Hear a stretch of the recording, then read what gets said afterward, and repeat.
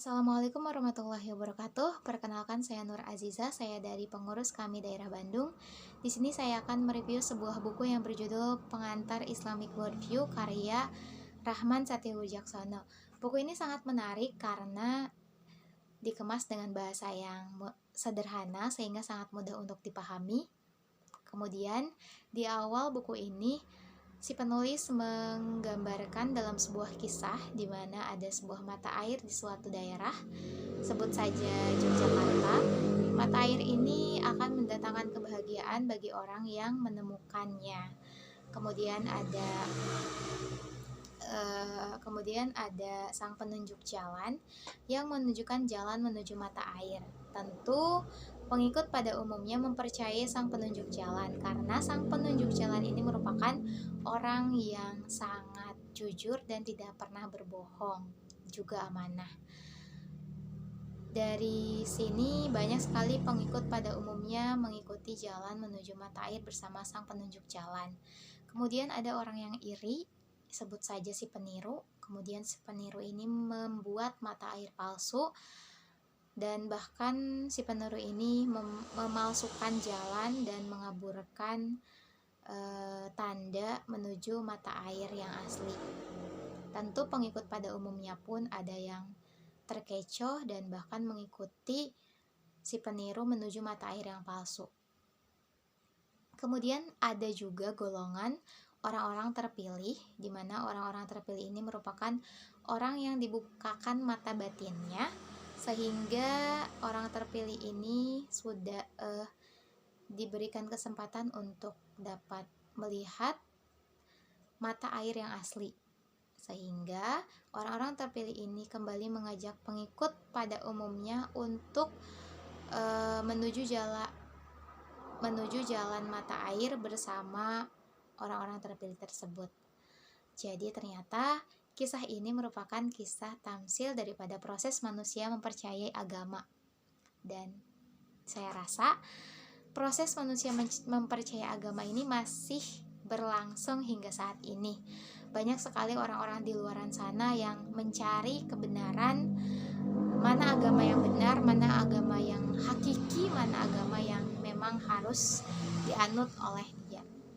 Kadang saya pribadi merasa bersyukur karena saya dilahirkan dari keluarga yang Islam gitu.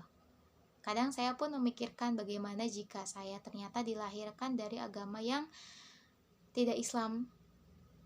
Apakah saya akan berusaha mencari kebenaran itu sampai menemukan yang tepat, atau saya sama halnya seperti yang sekarang gitu, hanya bersyukur karena saya dilahirkan di agama yang Islam, tapi saya tidak mencari tahu kembali apakah benar Islam merupakan agama yang tepat gitu, seperti itu. Jadi buku ini kadang menyadarkan kita tentang jika kita sudah percaya Islam, maka kita pelajari Islam lebih dalam lagi. Dan jika orang tersebut bukan dari Islam, buku ini menggambarkan bagaimana Islam yang sebenarnya, bagaimana Islam menjadi worldview atau menjadi pandangan hidup bagi seseorang. Kemudian buku ini tentu menggambarkan apa itu worldview, apa itu Islam worldview, kemudian dan banyak lagi. Mungkin saya akan sedikit berbagi, memaparkan dari hasil reviewnya. Yang pertama, worldview. Apa itu worldview? Worldview merupakan dua kata, di mana ada word yang artinya dunia dan view adalah artinya pandangan. Jadi secara bahasa, worldview merupakan pandangan dunia. Secara istilah, worldview merupakan pandangan tentang realitas tertinggi, di mana pandangan tersebut menjadi pijakan awal dari pembangunan setiap peradaban. Kemudian juga worldview ini mempengaruhi tujuan hidup manusia, dan worldview pun menjadi landasan aspek pengetahuan dan perkembangan ilmu pengetahuan. Kemudian Setiap peradaban cenderung memiliki worldview yang berbeda-beda. Contohnya seperti peradaban Barat, peradaban Islam, peradaban Yunani. Mereka semua memiliki worldview yang berbeda. Lalu apa itu Islamic worldview? Islamic worldview merupakan ru'yat al-Islam lil wujud, atau pandangan terhadap realitas dan kebenaran yang didapatkan melalui perantara intuisi. Pandangan hidup Islam ini atau Islamic worldview meliputi dunia dan akhirat. Jadi tidak hanya dunia saja seperti si peniru. Kalau si peniru kan mengartikan bahwa kehidupan ini ya hanya di dunia gitu, gak ada alam lain selain alam dunia, dan di dunia ini semuanya bisa dibuktikan dengan akal, tentu melalui ilmu pengetahuan. Kemudian apa yang menyebabkan kita harus yakin bahwa Islam ini sebagai worldview, sebagai pandangan hidup, sebagai pedoman hidup? Yang pertama, Islam ini merupakan tidak terbentuk dari proses budaya. Jadi Islam ini justru karena Islamlah banyak sekali terbentuknya budaya gitu. Kemudian Islam sendiri merupakan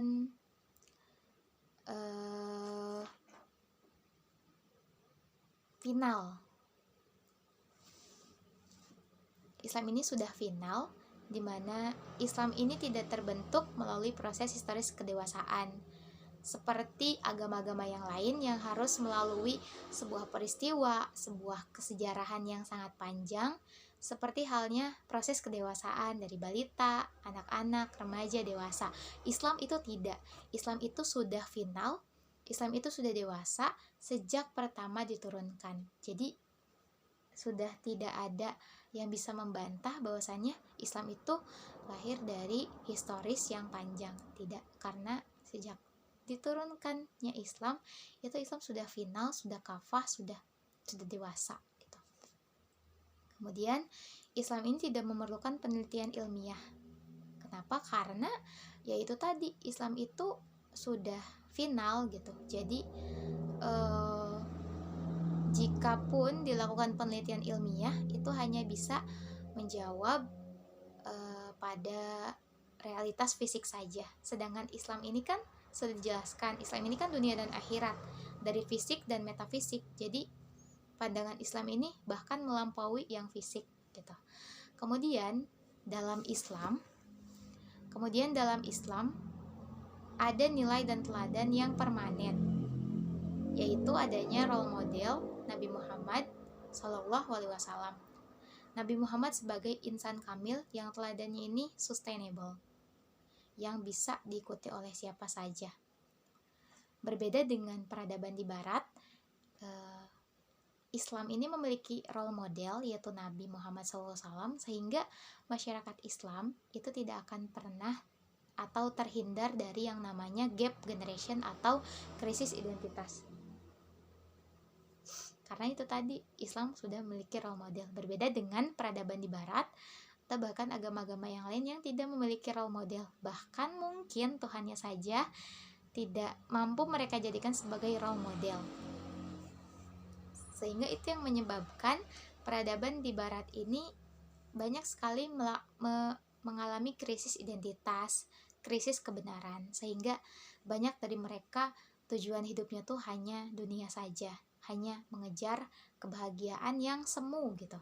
Berbeda dengan Islam, di mana umat Islam ini sudah mengetahui hakikat dirinya dan sudah mengetahui tujuan hidupnya. Kemudian dalam buku ini pun dijelaskan bagaimana worldview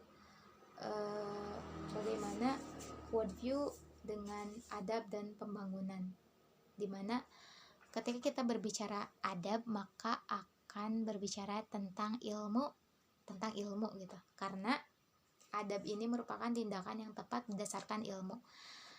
Dalam Islam, ilmu ini dibagi menjadi dua. Ada ilmu pengenalan, yang kedua ada ilmu pengetahuan.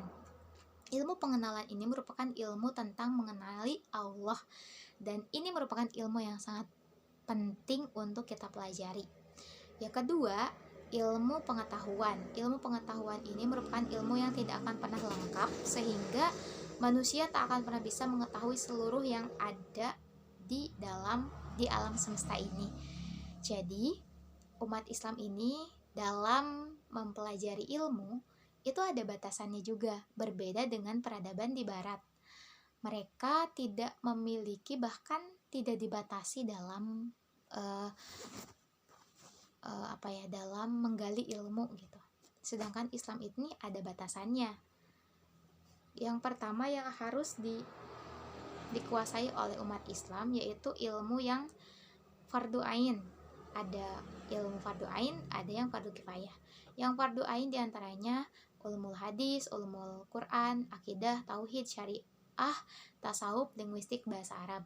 Jadi ini merupakan ilmu-ilmu yang dianjurkan untuk yang menjadi fardu ain yang harus dikuasai oleh umat Islam, oleh pribadi muslim. Sedangkan ilmu kifayahnya yaitu sosio-humaniora, sains alam, ilmu terapan, ilmu teknologi. Jadi sebelum ke ilmu kifayah ya kita harus memaksimalkan ilmu yang fardu ain dulu untuk mengokohkan akidah kita, agar ketika kita mempelajari ilmu selain Islam, ilmu-ilmu yang seperti sosio-humaniora, sains dan alam yang berbenturan, yang berkaitan dengan ilmu dari barat, kita tidak akan goyah dan kita tidak akan terdistract atau bahkan terkikis oleh pemikiran mereka yang jauh dari Islam gitu. Kemudian dalam buku ini pun menjelaskan perbedaan antara peradaban barat dan peradaban Islam. Peradaban barat cirinya tidak memiliki hikmah. Kenapa? Karena peradaban barat ini menjadikan ilmu sebagai tujuan hidup, menjadikan dunia sebagai tujuan hidup mereka, sehingga mereka menjadikan sains sebagai penafsir kebenaran. Dan tentu hal ini menjadi tanda ketiadaan adab. Jadi mereka tidak akan pernah puas ketika mereka menemukan sebuah penemuan terbaru atau teori-teori baru yang mereka dapatkan dalam penelitiannya. Dan justru karena merekalah banyak sekali terjadi kerusakan di muka bumi. Bahkan merekanya pun sendiri justru mengalami krisis identitas. Berbeda dengan peradaban Islam justru memancarkan hikmah. Karena itu tadi, dua ilmu itu dilakukan atau diterapkan, ilmu pengetahuan dan ilmu pengenalan. Jadi, mereka telah mengetahui hakikat dirinya dan tujuan hidupnya. Sehingga kemajuan pembangunan ilmu, pengetahuan dan teknologi mereka lakukan untuk islah. Islah itu artinya pengembalian kepada fitrah. Jadi ilmu pengetahuan mereka lakukan untuk menolong saudara umat Islam dan untuk memudahkan dalam urusan ibadah. Jadi gitu. Jadi berbeda dengan peradaban barat gitu. Tetapi yang menjadi sebuah yang menjadi miris gitu, dimana justru faktanya sebagian muslim itu justru berguru kepada para orientalis. Jadi mereka itu melakukan studi Islam di barat, kemudian mereka pulang ke Indonesia dan menyebarkan paham-paham kepada kita, khususnya di kampus-kampus Islam negeri atau swasta. Contoh saja tafsir-tafsir tentang kesetaraan gender dalam Islam. Jadi kayak lucu gitu, kita yang sebagai umat Islam justru malah berguru ke barat, padahal barat ini banyaknya orang-orang orientalis gitu. Sedangkan orang-orang orientalis ini merupakan bagian dari si peniru. Si peniru itu merupakan orang-orang yang orang-orang yang tidak, yaitu orang-orang orientalis yang akan menyesatkan kita gitu kepada mata air yang palsu, kepada neraka gitu. Jadi itulah yang menjadi sebuah kemirisan di masa sekarang, dan mereka bangga ketika mereka belajar keilmuan Islam yang kiblatnya ke barat gitu. Dan memang di kampus-kampus Islam pun pada praktiknya masih banyak sekali teori-teori yang diajarkan itu adalah teori-teori dari barat, bukan teori-teori dari Islam gitu. Jadi mungkin ini masih menjadi PR ya, PR bagi para cendekiawan muslim untuk mengislamisasi ilmu-ilmu kontemporer yang datangnya dari barat gitu. Kemudian dalam buku ini pun menjelaskan bagaimana sekularisasi dan sekulerisme.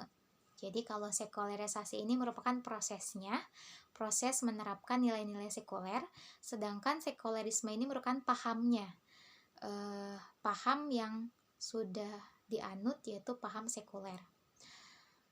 Kemudian seperti yang kita ketahui, sekularisme ini merupakan paham yang memisahkan antara agama dan urusan politik atau urusan kehidupan gitu.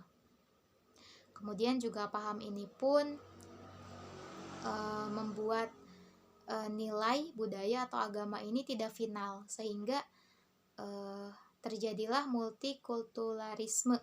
Jadi kita tuh harus toleransi dan menganggap bahwa agama kita, Islam itu tidak final bentuknya. Padahal kita yang mempercayai Al-Quran dan As-Sunnah, mempercayai Nabi Muhammad SAW, mengatakan bahwa Islam ini adalah final, Islam ini kafah, Islam ini benar-benar agama yang sebenarnya gitu. Tapi dalam sekularisme itu tidak bisa menjadi, tidak boleh gitu. Kemudian dalam buku ini pun menjelaskan bagaimana ketika maraknya sekularisasi di Indonesia, khususnya di kampus-kampus Islam, bahkan mungkin sudah masuk isme-isme yang lain seperti liberalisme, sekularisme, apalagi, dan isme yang lain, feminisme bahkan. Ini akan membuat para ulama kontemporer untuk menggencarkan islamisasi ilmu pengetahuan kontemporer. Mengapa? Karena memang banyak sekali muslim sekarang itu yang berkiblat ke barat gitu. Bahkan di kampus-kampus pun masih diajarkan teori-teori barat, bukannya teori Islam. Sehingga PR banget untuk para ulama-ulama kontemporer, untuk para cendekiawan muslim untuk mengislamisasi ilmu pengetahuan kontemporer. Jadi kemudian dalam buku ini pun menjelaskan apa itu Islamic University. Saya pun baru mengetahui bahwa ternyata buku ini pun menjelaskan mengenai urgensi pendidikan tinggi daripada pendidikan dasar. Saya pun merasakan di Indonesia ini pendidikan dasar, khususnya pendidikan dasar Islam, memang sudah sangat marak gitu. Di mana-mana banyak sekali SDIT atau SIT, pokoknya sekolah yang ada Islam terpadunya. Tetapi justru pendidikan tingginya sedikit gitu. Walaupun ada pendidikan Islam tinggi, tetapi pendidikan Islam tinggi pun di dalamnya masih diajarkan teori-teori dari barat. Jadi belum pure nilai-nilai Islam tuh diterapkan di pendidikan tinggi. Jadi kayak sangat disayangkan gitu jika anak kita sudah kita didik di pendidikan dasarnya dengan nilai-nilai keislaman, dengan nilai-nilai akidah yang kokoh, tetapi ketika sudah dewasa, pendidikan tingginya justru mereka dibebaskan memilih kampus-kampus yang notabene tidak terlalu terislamisasi gitu. Karena apa? Karena justru pada level pendidikan tinggi, seseorang anak itu masuk dalam tingkat pemikiran paling rasional. yang kemudian itu akan membentuk ideologi, paradigma, bahkan pandangan hidup dia yang akan dia anut seumur hidup gitu. Jadi kayak justru yang paling penting itu di pendidikan tinggi, karena di pendidikan tinggi mereka akan merasa bahwa saya sudah dewasa, saya mampu memilah dan memilih mana ideologi, mana paradigma yang harus saya terapkan dalam hidup saya gitu. Jadi justru di buku ini kita diajarkan bahwa worldview kita itu harus Islam. Worldview kita itu harus Islam, dan kita harus yakin bahwa pandangan hidup Islam ini merupakan pandangan hidup yang paling benar dan tidak membutuhkan lagi paradigma, ideologi dari isme-isme yang lain gitu. Dan karena memang isme-isme yang lain itu sangat bertentangan dengan Islam gitu. Jadi kemudian di buku ini pun disampaikan tentang struktur pemikiran Islam. Nah, struktur pemikiran Islam ini ada dari struktur pemikiran syariat seperti mazhab Asy'ariyah yang didirikan oleh Imam Abu Hasan al-Asy'ari, di mana justru mazhab ini hadir karena adanya pemikiran Mu'tazilah yang menyimpang gitu. Makanya adanya mazhab Asy'ari, mazhab Maturidi untuk menepis pemikiran Mu'tazilah yang menyimpang itu, agar Islam itu tetap kafah dan tidak ternodai oleh golongan yang mengaku Islam sendiri gitu. Jadi memang Islam tuh musuhnya tuh bukan hanya dari luar, bukan hanya dari bukan hanya dari para orientalis, para saintis sekuler, tapi juga ternyata di dalam internal Islam sendiri ada yang menyimpang gitu. Kemudian juga pada ilmu kalam itu ada Sayyid Muhammad Nauqib al-Attas melakukan metode kalam, di mana menepis pemikiran-pemikiran menyimpang seperti liberalisme dan sekulerisme untuk mengislamisasikan ilmu pengetahuan yang berasal dari barat, yaitu tadi kayak liberalisme, sekulerisme gitu. Jadi paham-paham dari barat itu tidak ditelan mentah-mentah, tetapi harus diislamisasikan dulu. Kemudian juga mengokohkan dan mengartikulasi Islamic worldview itu. Jadi kayak menguatkan, memberitahukan umat Islam bahwasannya Islam itu harus dijadikan sebagai worldview masing-masing pribadi. Kemudian juga ada pemikiran Islam yang lain dari segi fikih. Itu dari segi fikih kita yang seperti kita kenal, yaitu 4 imam mazhab yang terkenal, itu menjadi sandaran kita dalam ilmu fikih. Kemudian juga dalam siasah itu banyak sekali harakah dakwah, ada ormas Islam, dan justru di segi siasah inilah yang banyak menyebabkan pertumpah darahan dan banyak menyebabkan cekcok antar umat Islam. Padahal kan kita sudah Islam ya, tapi hanya karena berbeda ormas ya, seperti yang kita ketahui sekarang ya, seperti itu umat Islam tuh sangat mudah sekali diadu domba gitu. Jadi buku ini tuh mengajarkan kita untuk mengingatkan bahwa kita itu merupakan Islam yang sebagai Islam yang bersaudara gitu. Jadi buku ini mengingatkan kita untuk persatuan umat.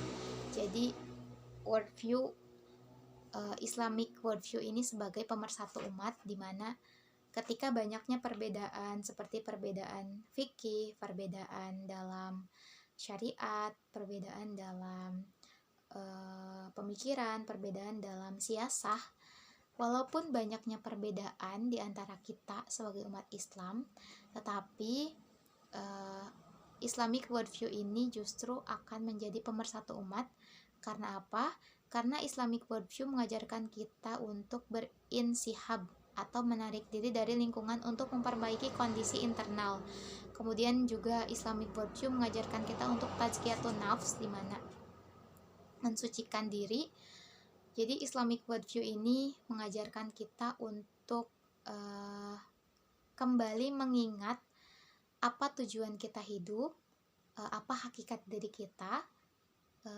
Jangan sampai kita mudah teradu domba oleh para orientalis lewat sesama kita, sehingga kita mudah sekali diadu domba hanya karena perbedaan cara berpolitik, perbedaan fikih, dan perbedaan ibadah gitu. Mungkin seperti itu yang dapat saya sampaikan. Terima kasih atas perhatiannya. Wassalamualaikum warahmatullahi wabarakatuh.